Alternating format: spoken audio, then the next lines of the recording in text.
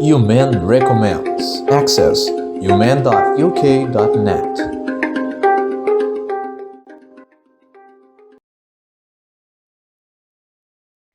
Hi, my name's Sam Adam. I'm one of the careers consultants here at Brunel, and today I wanted to talk to you about getting a job with a disability. So just to provide you with a brief overview of the main things to think about so you can tackle this process with confidence.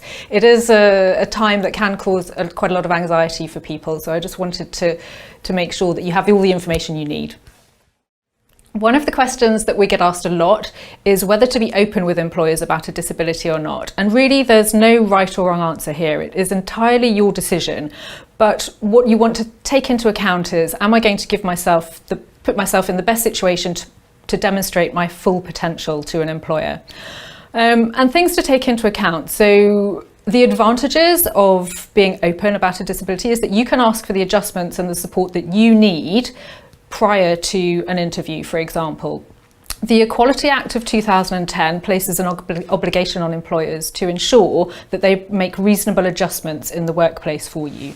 And this is to make sure that you can access the job and work to the best of your ability. Another advantage is that you can discuss your disability positively, highlighting the strengths and skills that you have developed as a result of living with your disability. You can also be yourself and be confident that you're there, you've shared all the information you need to share, and you can demonstrate your best potential. Another thing to think about is the fact that actually employers are really used to having these kinds of discussions with people. So actually it's probably more scary for you than it is for them. A couple of disadvantages to think about not being open are that if adjustments are not put in place for you, it could mean that actually you're not demonstrating your best potential, and that could mean that you miss your dream job.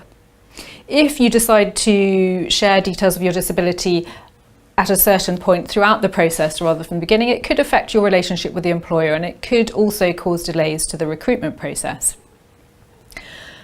So we've just talked about reasonable adjustments, and these will be completely personal to you, but I just wanted to highlight a couple of typical adjustments that can be put in place for people. So for example, at interview, it could be something as simple as just some additional time for assessments, or an interpreter, some assistive technology, for example. And then in the workplace, it may be that you require a parking space, or you may need to have an orientation visit before you start at the workplace. So these are just a couple of examples, but it's going to be up to you. You're your own expert in yourself, and so you know the kinds of adjustments that you will need. Did you like this recommendation? Hit the like button and watch it in full by clicking on the link in this video description.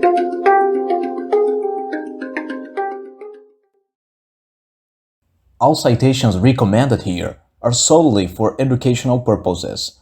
Our aim is to provide the community with access to the educational/inclusive materials of excellency we come across, yours included. If you hold a copyright of any video or article cited here, or you think they should not be available on our channel, please let us know and we will remove them at your discretion.